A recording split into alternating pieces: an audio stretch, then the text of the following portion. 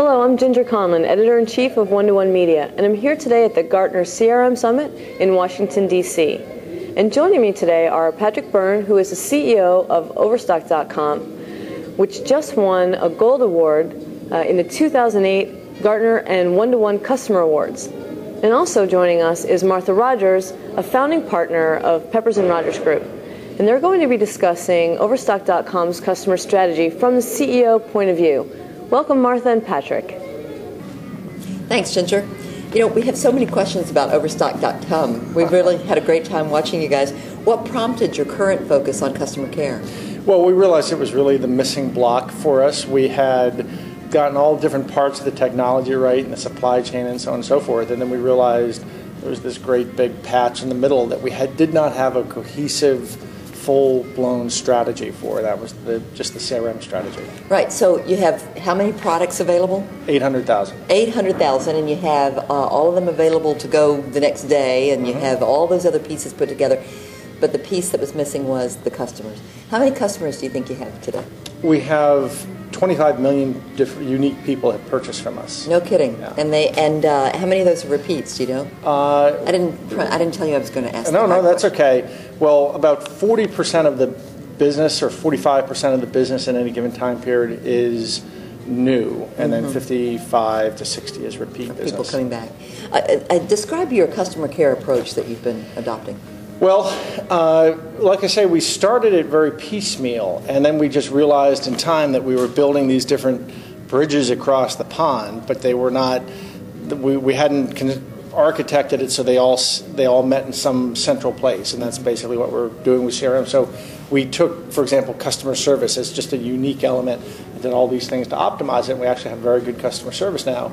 We did things for website recommendations. So we look at how you're clicking and what you're purchasing, and just use some math to tell us what's the next 5 products to recommend you. Right. But what we had not done is sort of the full-blown look at the customer, integrating the whole approach, and that would so instead of being reactive, we can be more proactive. Right. And that's really the Make move. suggestions. Exactly. Things like that, yeah. So, of course, the very best service Bill Price is saying these days is no service at all. So when you say customer service, what kinds of activities are you talking about? Well, we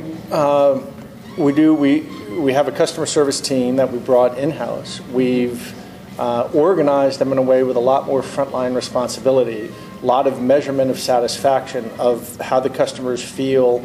You know, every individual agent is getting polled and so on. So those are just techniques to improve their individual levels.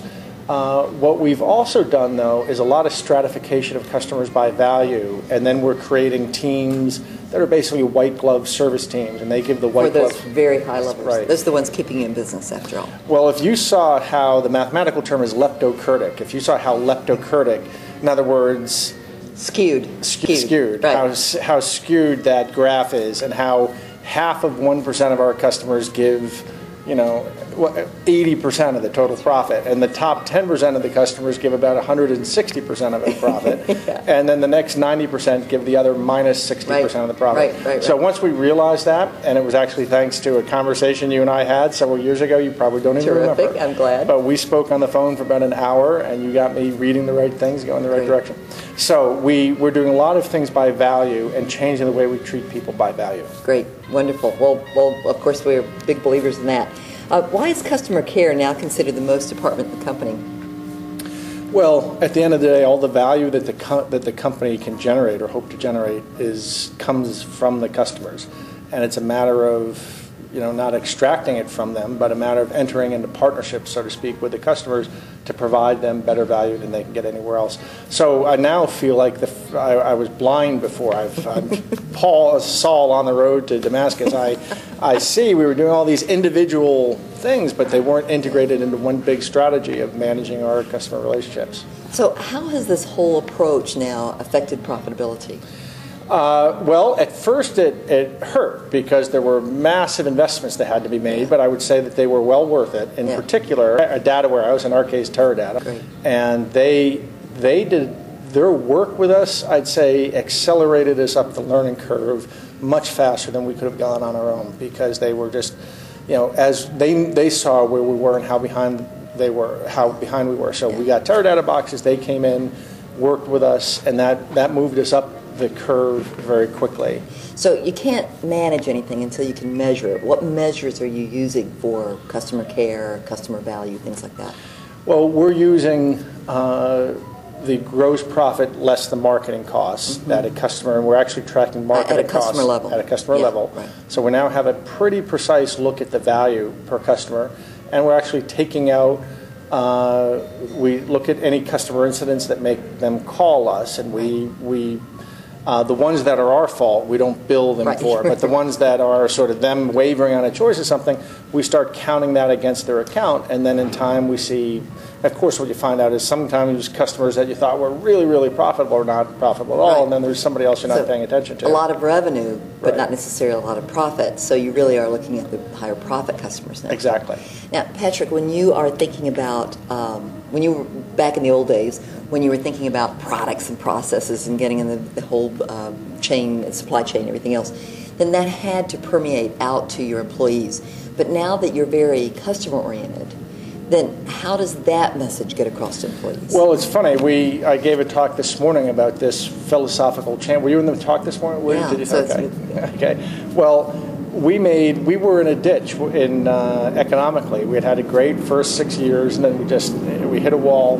And in coming out of it, what we did was we made our customer care department the top department in the business, and we actually mean that when people come in, they understand the structure of the company. We graph it, or we build it's like a Grecian temple where the roof is the customer care department. They are no longer relegated as some corporate backwater in a different building.